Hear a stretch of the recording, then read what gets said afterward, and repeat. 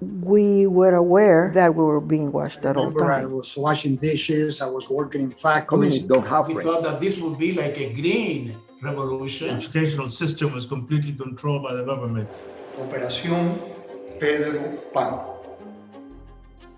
My name is Carmen Valdivia. I am the Executive Director of the American Museum of the Cuban Diaspora. I am also the curator of the exhibit, and I am a Pedro Pan. Before the revolution, my childhood was perfect. I describe it as a beautiful dream. When I think back on it, my life revolved around family, friends, school, and religion. It was idyllic. My childhood in Cuba was, looking back now, it was privileged.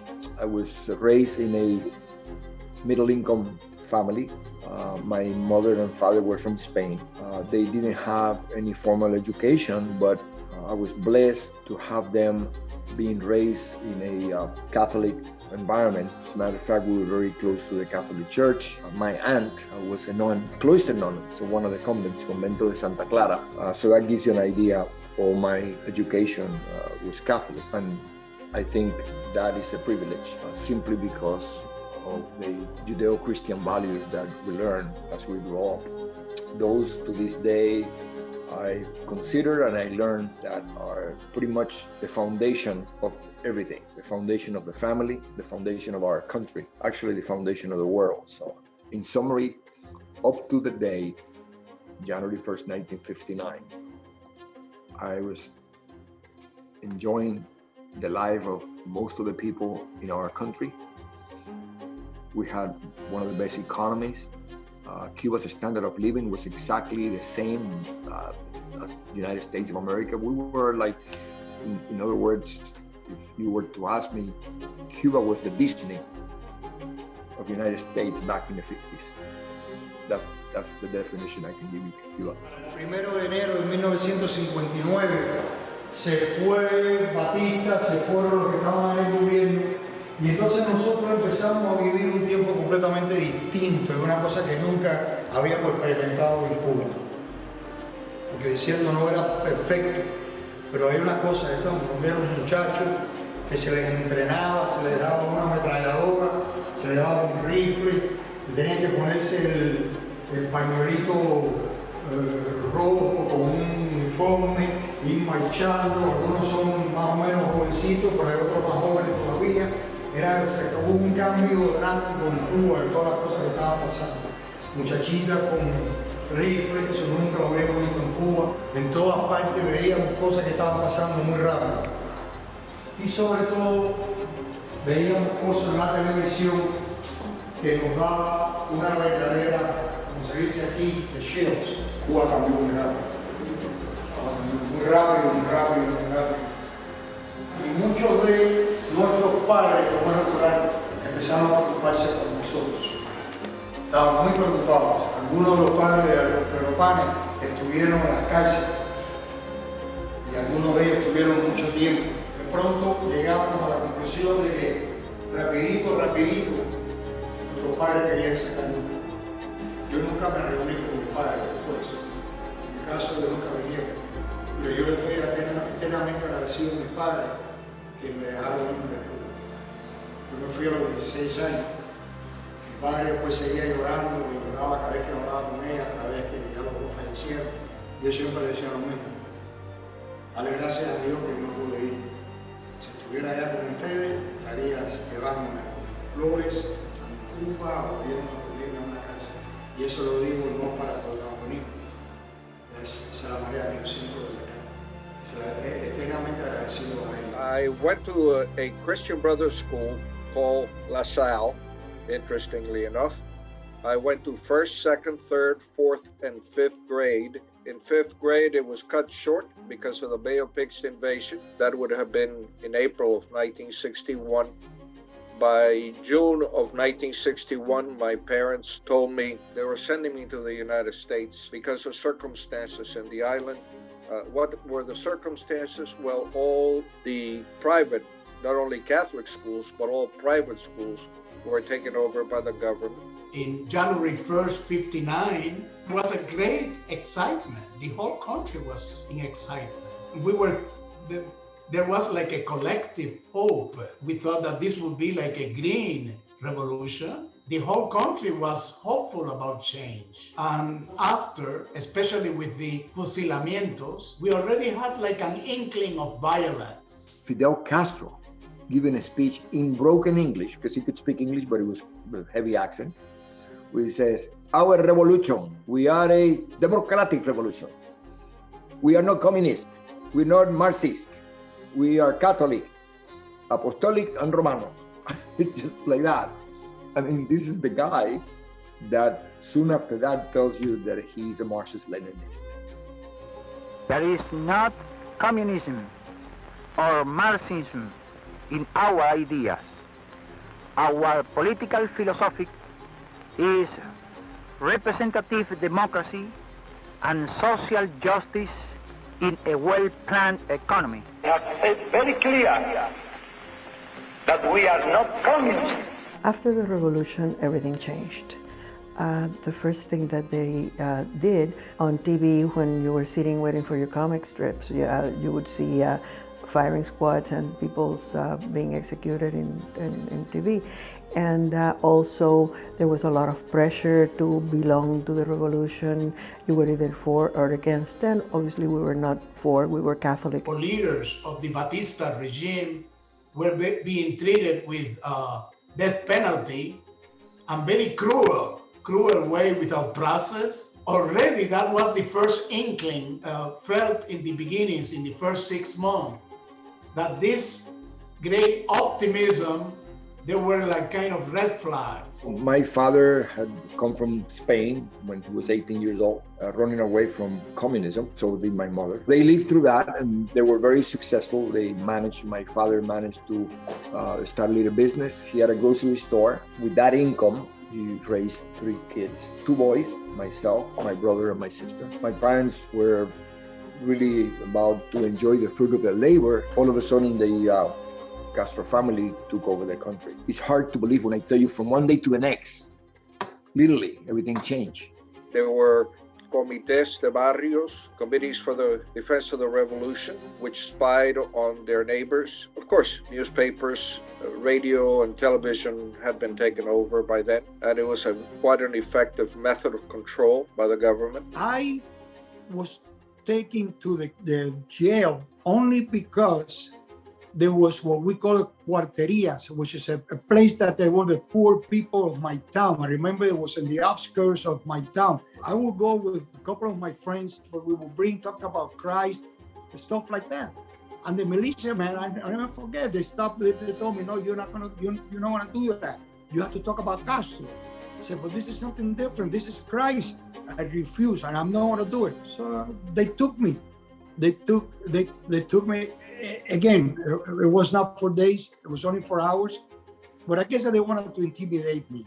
By then, the school had come under government surveillance, meaning that they had milicianas, not milicianos, a paramilitary organization. They camped there, they lived on the grounds of the school and kept track of what was being taught. Christian Brothers did not change their teaching. The entire school showed up for Mass every Friday. And I remember the last Friday when we were told that the school was being closed, that members of religious groups, priests, brothers, nuns, were being expelled from Cuba. Most of them came to Miami. And that's how La Salle came to be, because some of these Christian Brothers, alumni from the school and the parents of alumni, wanted to have La Salle.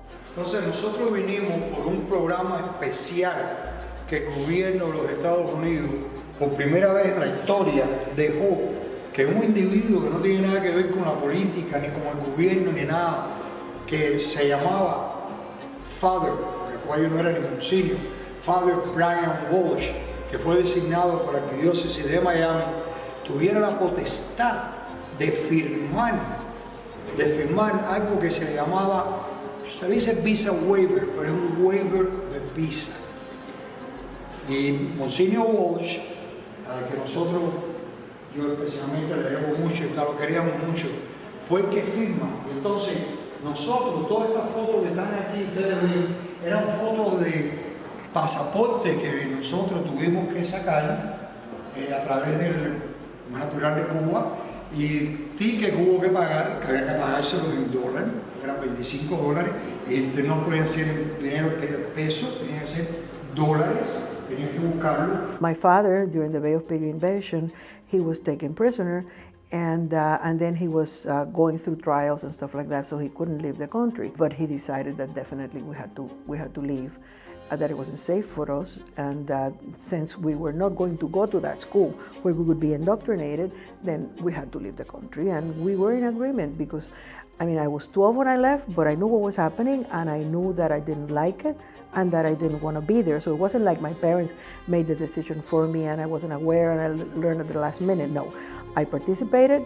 I even had rules that, yes, I'm going to leave, but you're going to drop all your counter-revolution activities and you're going to be very safe and you're going to meet us as soon as you can in the United States. So we knew what was happening. We were very much aware. I was 12, my sister was 14, and we were, we knew exactly what was happening. 1961, just 2 years later, my brother, who is 19 years old, it's in danger of being taken by the government for indoctrination purposes. So my father immediately sends him to Spain.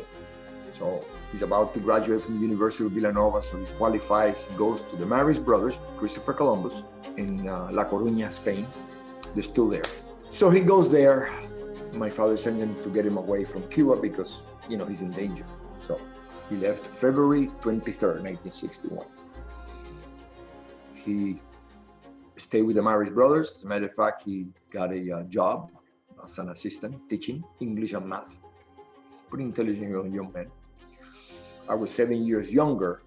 That was in February. So in May of 61, all of the private Catholic schools, all the private schools were taken by the government. Normally the school used to finish in June. They closed it in May. So all kids graduated and finished school in May. I was just 12 years old at the time. Turned 13 in June, and in July, I'm in my way to Spain to join my brother. And the mentality of my parents was, this is not going to last long, okay? So in the meantime, the boys are out of danger. My sister stays with home because we had double standards. Because the girls were not in danger, and mom and dad wouldn't let a girl go by herself someplace that they don't know. And I was going to go and join my brother in Spain through Miami. And again, this is the thing that happened to many families. Things that you will never forget. My parents, as well as parents of others, especially boys that were going into their 11th year, 12, 13, were concerned that they were going to be sent to Soviet bloc countries for an education, and that they would lose them because they would be away and the government had full control of the family, including the children. And of course, if you reach military age, you could not leave for that period that you were military age, because you had to stay until that period ended in the event that they needed your service. The day that I left Cuba, on my way to Spain to join my brother died in Spain at an accident. I need not go into details. Imagine a mom loses the two boys in one day, one never to be seen again. So when I talk and I tell the story to people, this is not to appeal to anybody's emotion. It's just to let them know this is what is happening in our backyard today. Because the same promises that I heard growing up, which I will never forget, la reforma agraria, how you're going to own the land that you work, la colegios, how you're going to get free tuition, healthcare, how you're going to get all this free because this is your right. Everybody's entitled to that. All the same promises that you hear today, exactly the same. I heard that when I was 11 years old. So there was a shortness of all material goods. So under those circumstances, my parents found their way to a group, a clandestine group, which were operating in Cuba with connections to the United States, and the Catholic Welfare Bureau agreed to take over the control of the children when they arrived unaccompanied in the United States. I think first of all, we need to become very aware that this was a secret operation. And it was secret for a year and a half and more. And the moment that it was publicly known by the government, they put in prison the network that was in Cuba. And those people paid a price because they were in prison for 25, 30 years. The motivation of this operation was not talked about it. It was under the form of a summer vacation, of a summer camp. The way that was perceived, that I perceived it, was, oh, I am going to the United States to learn English and to come back. It was a very transitional thing, which was part of Cuba culture. There was a lot of interaction in the summer. Kids going to the United States and people in the United States coming to Cuba because of the geographical proximity. The real rationale was kept secret because it was a secret operation. Immediately they put me in that Peter Pan program, where 14,000 kids came from Cuba without parents. So imagine the blessings, to come to a country, all of a sudden, didn't know anybody, didn't know the language. Didn't know my brother had died. They kept lying to me. They kept saying, I kept asking, when am I leaving? When am I leaving? And they kept saying, well, they started by telling me that my brother had gotten sick. They were going to wait the paperwork. They didn't tell me until almost about a year later. But by that time, I was in the program. Again, this is in a place that I don't know anybody. And just think what a great country we have. All of a sudden, I go to La Salle. All of a sudden, I'm treated like I was privileged. I had a home. I had 3 meals a day, going to a private Catholic school. We participated in sports. We just, it was the equivalent of being at home, away from home. How can you repay that? No money can pay that. That's what made America the greatest country in the world. And that's why I would fight until I die. Make sure we don't lose it. The Bay of Pigs invasion was back in 1961. I was taken again. I didn't do anything. They just came to pick me up. I was in my home. That's what they did. They took everybody. As a matter of fact, in my town, there was a big baseball field. And that's what I was taking. So my parents realized that I wasn't going to be part of them, even though I never did, trust me, I never did anything against the government. But the fact that you didn't jump into the wagon with them and wear the uniform, that I refused to do it, that was my only and biggest sin. Anyway, so my paternal grandmother died in another town, Matanzas.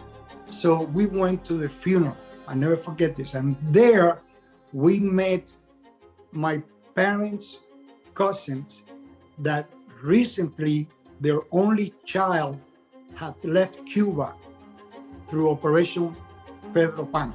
In all the schools in Cuba, the educational system was completely controlled by the government. So if my life had been centered around the school, I told my parents, I want to leave. I don't want to be here. Already I knew of some of my classmates who had left, because you end up going on Monday, like today, to the classroom, and some empty chairs were there. And you began to ask, what's going on? Well, so-and-so left. But it was very secretive. Nobody knew about it. So therefore, it was at that time that we began to work on, my sister and myself, getting visas, passports, and things to see whether that I could leave. So that's when I became what we call now Pedro Pan. In those days, we never used the expression. The title, the name, Pedro Pan, was a secretive name that was used as a code word. So that's my mother and start talking to them, and they are the ones who actually, as a matter of fact, I was very grateful to them, because after that, back then you used to pay $25 that we didn't have it at the time anyway. And I was able to, after that, when I came to Miami, I gave it back to them. But they are the ones who helped my parents do the paperwork, and that's how I was actually relieved. But it was really something that I was going to leave Cuba March 10, 1962. I went to the airport with my parents. I went to the famous Pecera. I missed the first flight, then the second flight, and the reason why they didn't let me leave Cuba, because something was missing. I think the worst day in my life was saying goodbye to my father. My grandmother, his mother, lived in Havana, and she was very close to me, and I was very close to her and, well, my sister. We were in her house, but my father was from a family of 11 brothers and sisters, and some of them were communists. So my father had decided that he wouldn't set foot under the roof where his sisters were communists. And so I had to say goodbye to my family inside the house. And so I said goodbye to all of them, and then I went downstairs with my mother, and my father was on the sidewalk waiting with a taxi. And so we had to, by that time only one parent would be allowed in the airport, and he had decided that he couldn't take my mother's place, that it was her place to go. And so we had to say goodbye to him in the street. And that was not, I mean, I'll never forget it. My father's a very, very strong, very serious, but at that point, you could see every muscle in his face. You could see the contractions in his face of the pain. It was visual, the pain that he had in his face. And we said goodbye, and we got in the car. And as I got in the taxi, looking back and seeing my father's broken figure next to a street light, as the distance got bigger, he kept getting smaller. And I don't know how I didn't get out of the car and embrace him again, because that was the hardest thing I've ever done in my life. So then we got to the airport, and in the airport they had a place called La Pecera, which was a glass enclosure where the people leaving the country had to go inside, and the people saying goodbye were outside. But of course we were children. So we were inside the Pecera, and my mother was outside the Pecera. And we got there at 6 o'clock, around 6 o'clock in the morning. And we arrived in Miami like at 8 o'clock at night. So for a 45-minute flight, you spend the whole day at the airport trying to be invisible. We would look at our shoes, because if you cry, they tell, oh, you really don't want to leave, so go to your mother and you're not going out. And if you call attention to yourself, they would body searches and things like that. So you tried to be transparent, invisible, nobody would see you. And so we stayed there the whole day being invisible, and then when it came time to leave, you would go to the glass and you would put your hand on the glass and your mother would put it on the other side, and that's how you said goodbye. And so I went with my maletica, luggage. You could only take 2 outfits in the bag and 1 wearing. It was 3 outfits. And when I gave them my suitcase for them to check, the miliciana, she says, oh, this really doesn't belong to you, it belongs to Cuba, and she took it away from me. So my sister grabbed my hand, like, don't you dare say anything, just let's go. And so we got on the plane. And when we got on the plane, my sister had the window, and she told me, look. And then in the balcony in the airport, the only thing that you could see was my mother waving a white handkerchief. It was very sad to see that. And but then we kept going, and when we were over international waters, everybody started singing the national anthem and clapping, and it was very happy at that point. I live in La Pecera because I left in the very last ferry that left, it's a ship, cargo ship, the very last one that left Havana and arrived in West Palm Beach. It took 24 hours, so I did not come by airplane, I came by ship. And in that ship, it was a cargo ship, came the last 9 nuns from the convent where my aunt had been a nun. She had died by that time. So they confiscated that convent, just like all the churches and all the schools, they were confiscated. La Pecera was a place that they put all people leaving Cuba right before they went to their plane. And of course, you were separated from the rest of the population. There they search your bags, they search you. I was unfortunate I was not searched. Slightly over 14,000 children came to the United States as unaccompanied children, just like me. In the plane with me, but unbeknownst to me, there were two brothers that also traveled, and a gentleman by the name of George. He was a Cuban gentleman, but he was raised in a military school in Georgia, so he spoke perfect English. And I had been told to look out for George. That's what my father said. And in fact, I was taken out from the line with the rest of the passengers, as well as those two brothers that came in that plane. And we were driven to a made-up camp called, interestingly, Kendall. But I do remember getting in the plane and crying all the way through the Florida Straits because of the uncertainty. When would I see my parents again?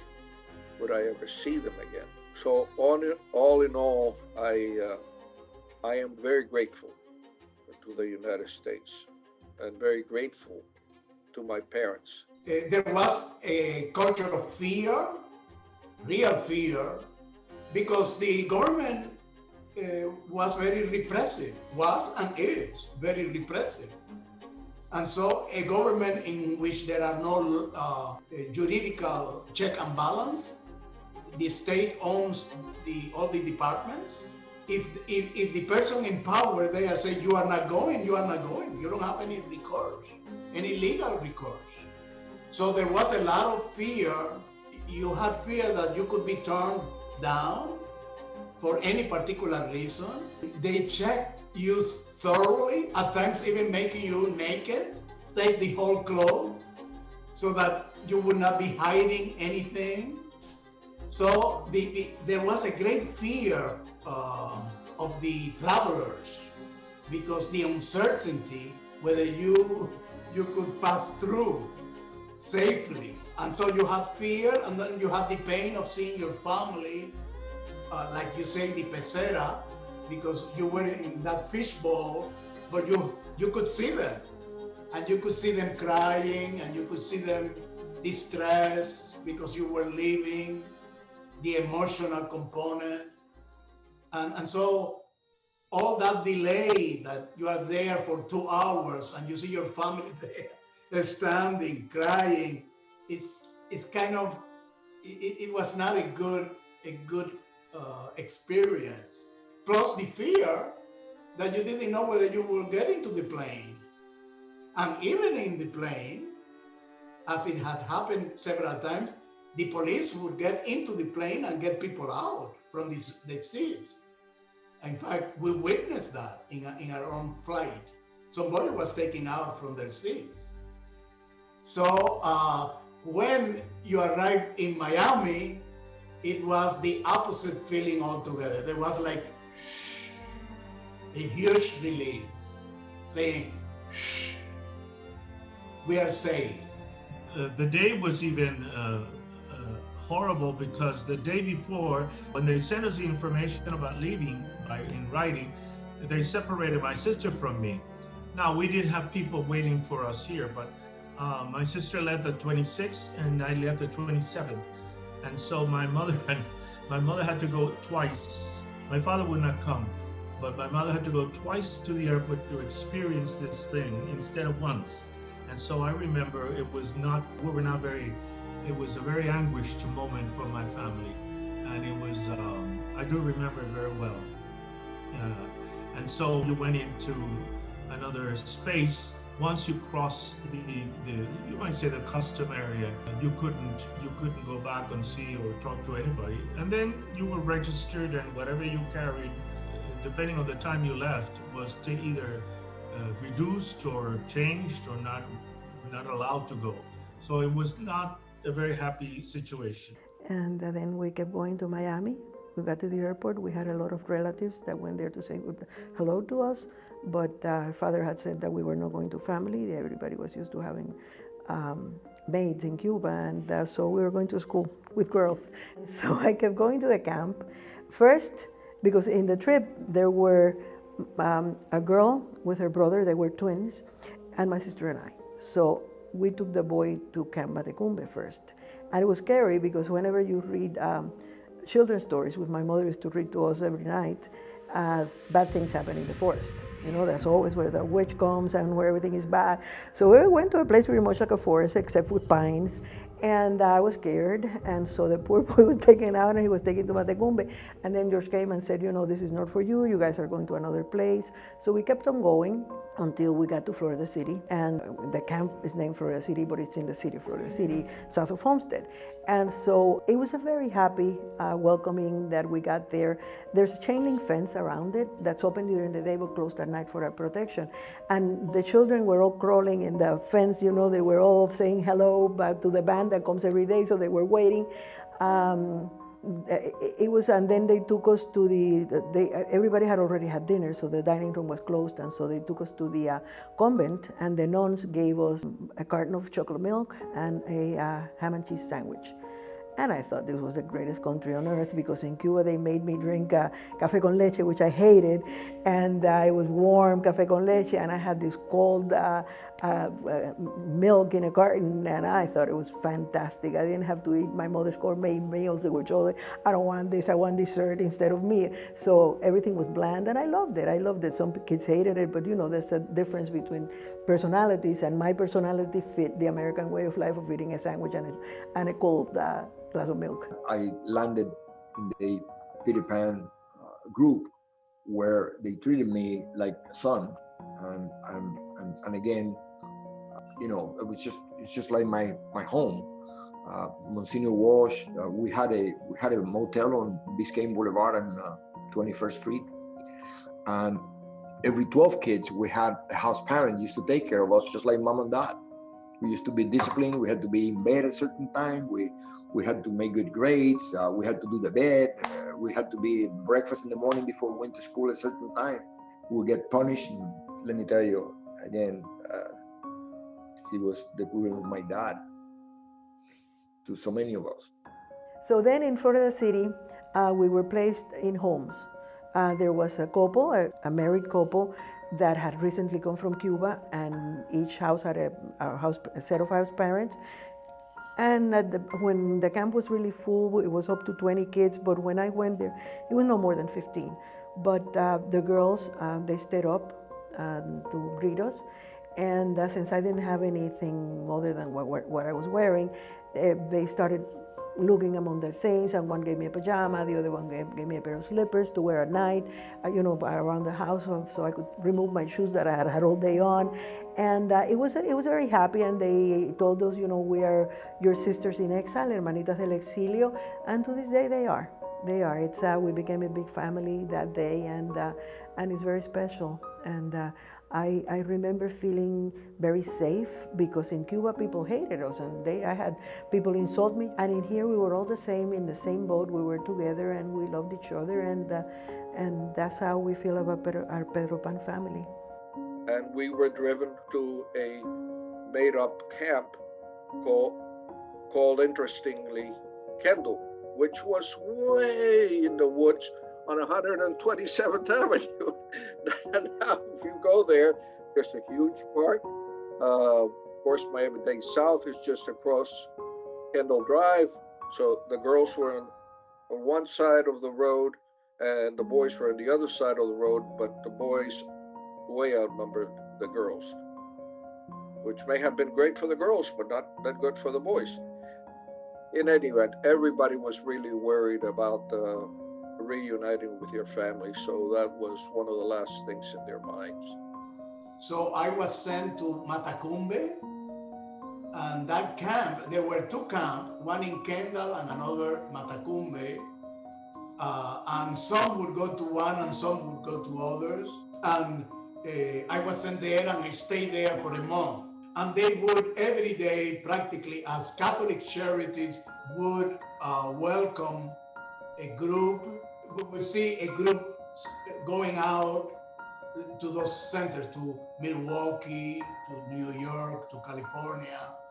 And in the end of July, 27 of us were sent to Fort Wayne, Indiana, an orphanage, St. Vincent Villa, where there was a cottage on the second floor where we lived, the 27 of us. And even on the first night that we were there were pillow fights. 27 teenagers sleeping on the same room. You could imagine. We were, in the summer, we were taken to a swimming pool at Camp Matacumbe, which exists today, but at the time it was a jungle. I mean, there was this pool in the middle of the jungle.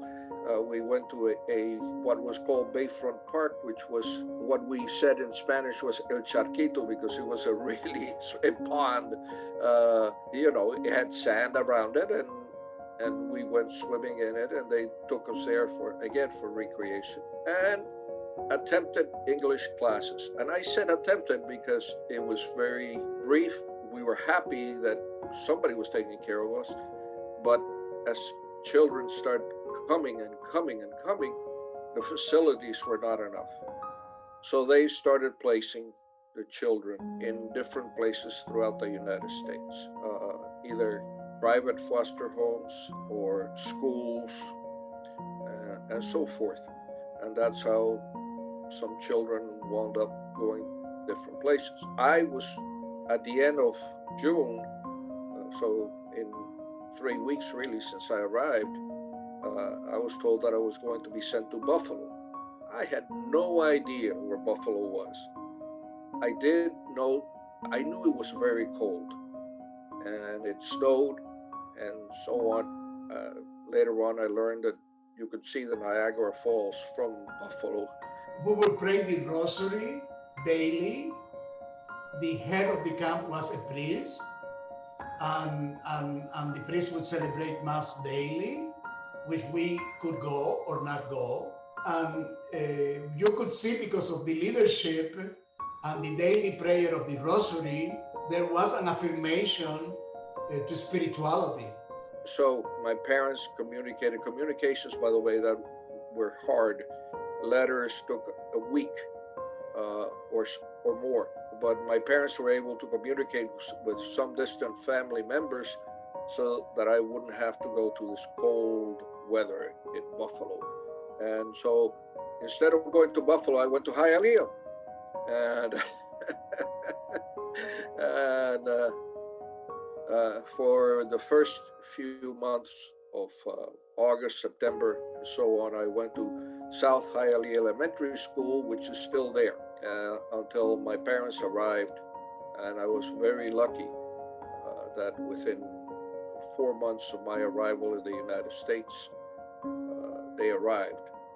I was sent to Fort Wayne, Indiana. It was a snow country, and which involved dressing in a different way, not like you in Miami, but dressing with gloves, with caps and boots, coats. All of that was exciting for a teenager. And then the culture of the high school was different from high schools in Cuba, from bachilleratos in Cuba. It was more, let me say, fun. The sport world was very interesting, the dancing, Friday night, the dating. So the high school culture was a lot of fun for a teenager, for a Cuban teenager. And I must say that I enjoyed my high school years a lot. And we were the only Hispanics in a predominantly American high school, Midwest, Fort Wayne, Indiana. And so we were almost a sensation, you know. We were like a group, a fun group, kind of nice looking. We were like an attractive group in Central Catholic High School. The problem was the uncertainty, because you did not know when your parents were going to be allowed to come, nor did they. So it was a wonderful day that I heard that my parents were going to arrive, and met them at the airport. I have a little sister who is 9 years younger than me, so she wasn't 2 yet. And one of the concerns that I had is that my sister would forget about me because she was little, and we had and still have a great relationship, and I thought that she might forget me. That was not the case. When she saw me at the airport, and you don't have all the barriers that you have at the airport now. As a matter of fact, you could see planes taking off and landing from the airport itself. So I went inside the airport itself, and I saw my parents, and then this little tiny thing, who was my sister at the time, come running towards me. Shortly after my parents arrived, we moved to Florida City. The year I was in Matecumbe, but then when I went to St. Raphael's Hall, which is my junior year in La Salle, I started going to La Salle High School. I was 2 years actually, my junior and my senior year. I graduated in 1965, but prior to graduation time, day, I had turned 19 and I had to leave the program because it was only up to being 19 years old. But Monsignor Brown was my like a spiritual father to me and many others. He told me, don't worry about, we're gonna pay your tuition and you'll be able, and I was able to graduate from La Salle because I was on my own. I was working part-time even when I was going to school. I remember I was washing dishes, I was working in factories. I have very good time and memories from La Salle, but the only thing that I regret that I was not able to participate in the whole life that I wanted to participate in the school. And the reason why I say that, because my sport was, I participated in something intramurals, and then I also was part of the team, track team. You can see it on my yearbook, the 1964, my year senior. But honestly, I didn't last too long. And the reason why, because I used to live on St. Raphael when I was junior, and that was in Biscayne and 21st. Many times I would stay after school for the practices and all that. But by the time I was finished, the bus that would come to pick us up, it was gone. So the only way for me to go back to Biscayne and 21st was hitchhiking. And that was quite a distance. And not only that, most of the time, by the time I would arrive at the place, mealtime was already over. Thank God, and luckily for me, there was a great lady that she used to work in the dining room. As a matter of fact, she was very famous also for that, but also the fact that that was Willie Chirino's mother. And I have mentioned that to Willie and Fefita, the other sister, and I was very grateful to her because that lady will actually try to keep something from the dining room so I'd be able to eat. In South Florida, we had brothers. We were sent to a camp here in Miami, Camp Matecumbe, and there actually there was a setup of brothers, Christian brothers, Maris brothers, school teachers who had been in Cuba and other parts, and we were able to continue school. But then each one of us was redistributed to various parts of the country. I had the blessing of staying in Miami because there was an opening at Monsignor Brian Walsh's house on Biscayne. And then I went that year to Miami Edison for a while until I entered the seminary in 1962. We stayed in the camp and we stayed there for 3.5 years. And then my parents, in 65, they left through Mexico. And they had to be in Mexico for a few months waiting for their residency papers to be approved. And so I had to leave the camp for about 3 months and went to an aunt's house for the summer. I finished school in Florida City. I was going to Homestead Junior High. So I finished school and then I went to my aunt's house for the summer, and then my parents arrived just when school started again. I mean, they were as poor as most people in Miami. Everybody was just struggling to get by, and so, but no, we stayed there with them for 3 years, and then my parents came, and we started poverty again. That was bad. That was bad. I mean, there was no money. There was we had an efficiency apartment for the 4 of us, but we were happy. We were together, and it made up for any type of financial problems that we had. My father had a car that the radiator was leaking, and every 3 blocks he had to stop and pour the water back on. And sometimes he would tell me, "Do you want me to give you a lift?" And "Oh, don't worry, Dad, I'll walk." Because it was horrible, but we survived. We survived. We were together, and they always told me the value of education, because when I left Cuba, they took my suitcase, but they didn't take my education from me. So I brought that with me, and we saw how everything is taken away from you, but your education goes with you. So I always concentrated on that. I became a registered architect, and now I'm the museum director.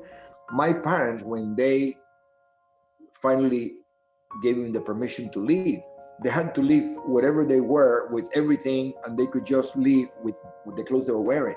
If they had not had some friends that taken for the last 2 weeks, they would have been in the streets. And and you tell that to people, and it's hard to believe that. So and some of the things that they did, it's just it's hard to believe. A lot of people still celebrate it.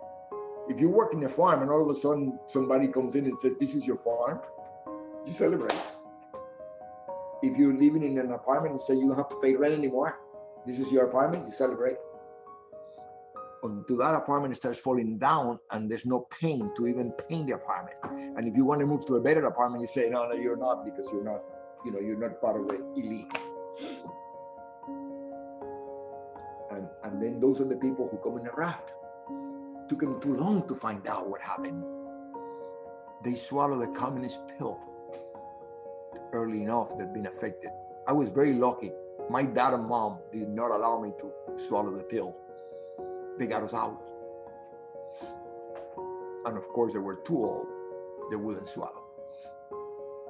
And they came 4 years later. By the way, I had no problems claiming them because I was a minor and they never involved in politics at all. So they let him out. I arrived here July 5th, 1961. My parents arrived December 1964.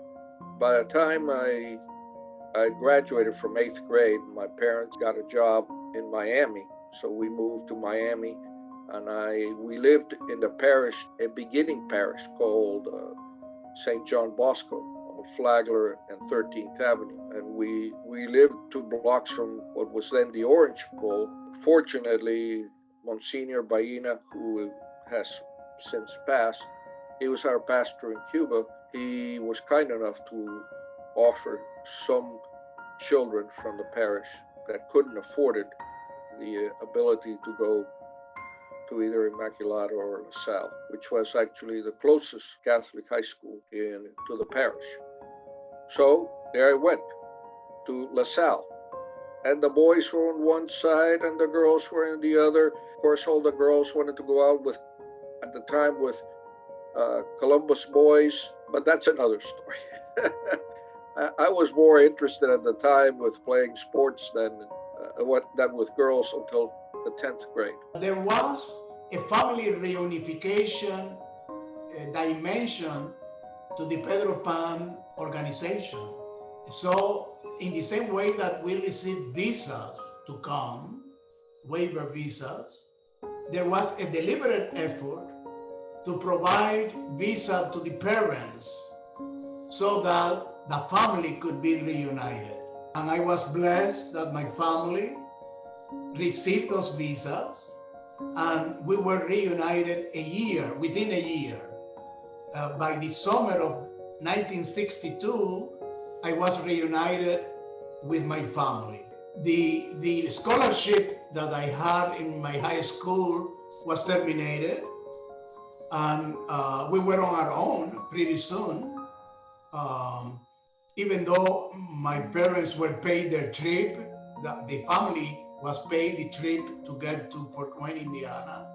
But right after, we were on our own, and that first year was rough. I had to work part-time. The whole family had to be a working family like the rest of the Cubans. You know, when we arrived, this first Cuban generation is amazing what they did, simply to establish themselves anew. And yes, that first year was rough, but it didn't take long in this country of opportunity.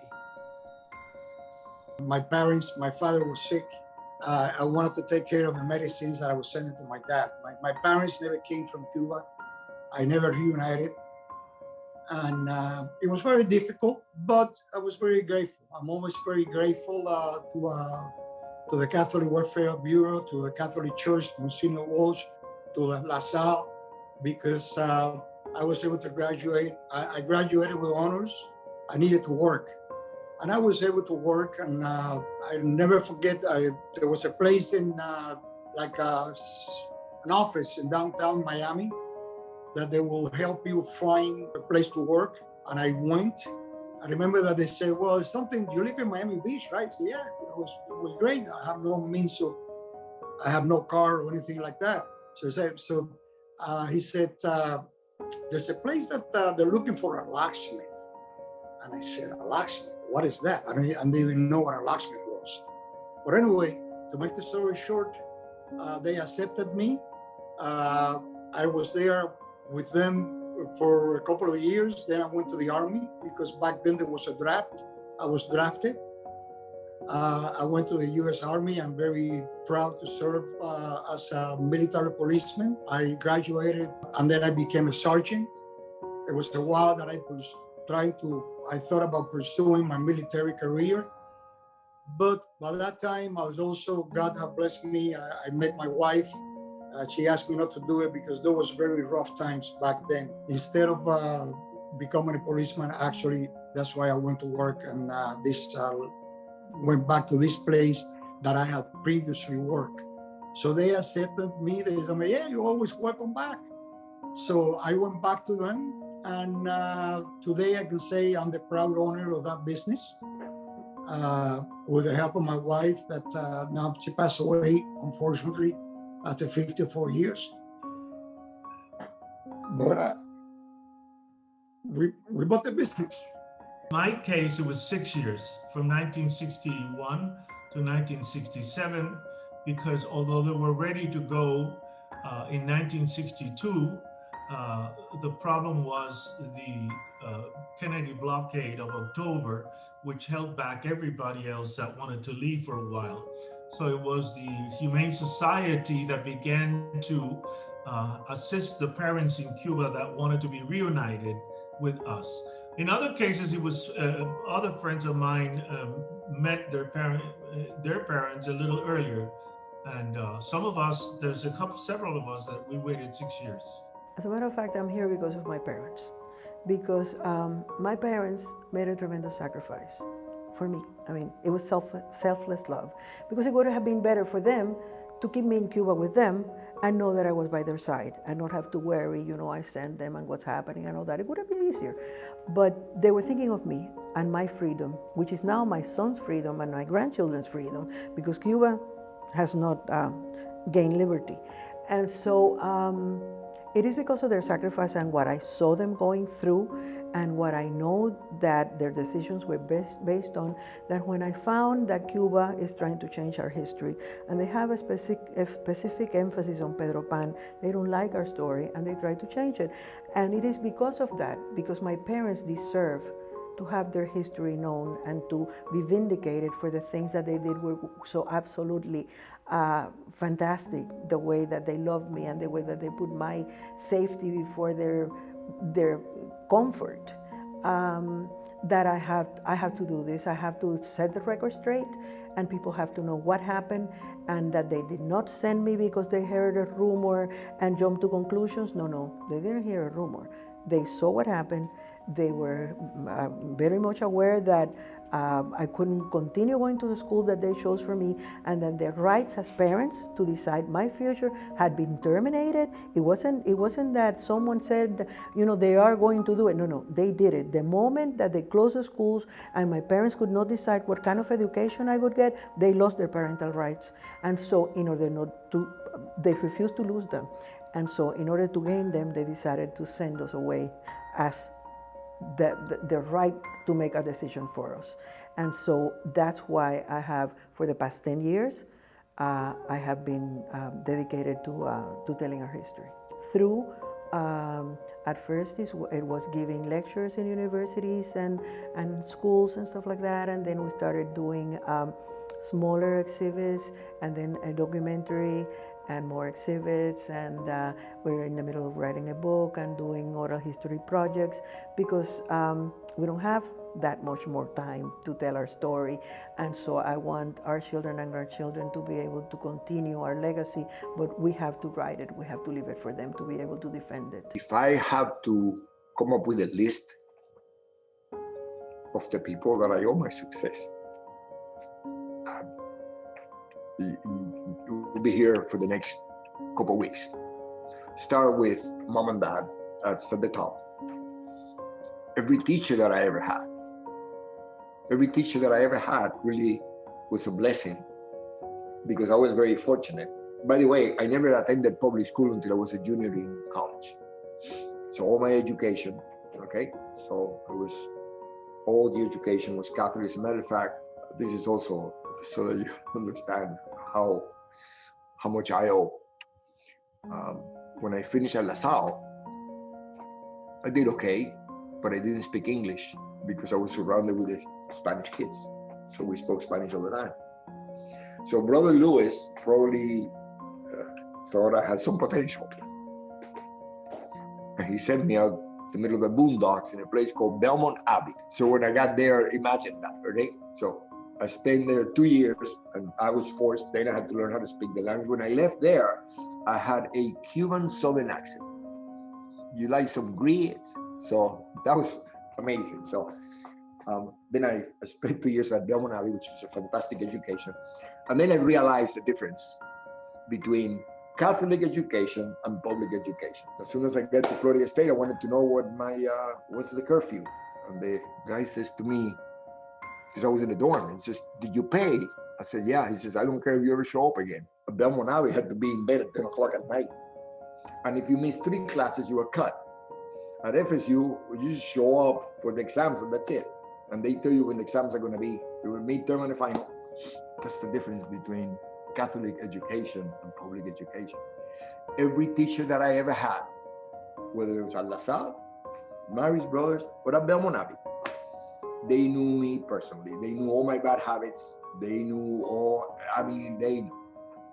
Because they take a personal interest, because that's what they do. It's a big difference. I am very grateful to the United States and very grateful to my parents. I thought I was the one that was most aggrieved or hurt by the separation. There's something called separation anxiety. That's a psychological term. I didn't know what it was, but when my son decided, he graduated from Belen, and when he decided that he wanted to go away to school, to Columbia in New York, I felt like I felt when I had been a child, because of the separation from my parents. In this case, my only child was going away to college. Best weapon that we have is, this is what makes La Salle so special. You are blessed to be part of a Christian education where the values that you're learning and you're practicing who are going to this school are the equivalent of the foundation of your future. They're the foundation of your family. They're the foundation of this country. So you're blessed, and make sure you understand that, and don't ever compromise your basic Judeo-Christian values. Because I'm telling you, those of us who have practiced those have always succeeded. Now, there'll be some tough times, it's just, it's life. But if you fall, you get up and you keep on running. Because in this country, if you work hard, if you follow your dream, most likely you will be successful. I am extremely grateful to the Christian brothers or the La Salle brothers for the education and the formation that they gave me. In retrospect, really made me what I am today and who I am today. If I were, 14, I'm talking to myself 14 years, just follow your heart and follow God's will. And this is God's will. And there is a reason you do not understand what's happening, but for some reason, there will be light at the end of the tunnel. The Cuban personality is a very gifted personality. It's energetic, it's proactive, it's intelligent. My impression is that wherever the Cubans then and now come and are given an opportunity, they will do well. Just take a look at the number of the mayor of Miami, the people engaged in the legislature, in the professionals in the United States. Oh, absolutely. In fact, I believe that just look at Congress. Just look at the number of the Cuban-Americans who have been elected to Congress. It's truly amazing. So I'm very grateful to God and to the Catholic Church, and I wanted to pay back. And that's why I'm very active with Operación Pedro Pan. I'm very active in all the things in my, in my church, in my parish, with the RCIA program. My wife and I, we worked for many years on that. Now, I almost are still involved. Whatever is this, in my parish, I'm very active. St. Dominic Catholic Church. This is closer to where I live. So I'm very proud of that because I'm very grateful. It's important to be grateful and to be aware that some perhaps more than others, but we're all blessed, and that we should not be egotistical or selfish, not to share not only our experiences, but everything that we have in order for other people to have the same opportunities that we have. Remember, sometimes it's not money, sometimes it's time. Happens to many of our children. Parents think that because they provide them with all the things that they need, they'll be okay. And they don't realize that perhaps time is much more valuable than money. So I think that is extremely, and this is wonderful of our school system, our Catholic education, because they teach us how to be grateful, how to say thanks, how to pray, how to ask God for help, because we cannot do it by ourselves. And then make sure that if we are blessed to have things that other people don't have, make sure that we share that.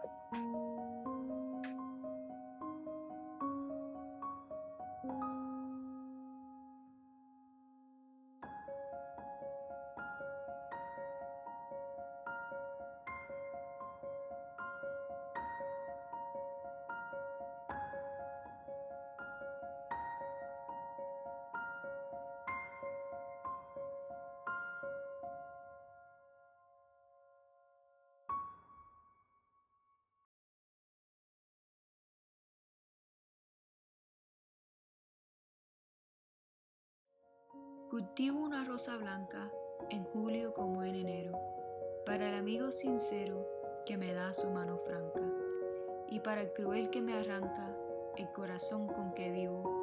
Cardo ni oruga cultivo, cultivo la rosa blanca.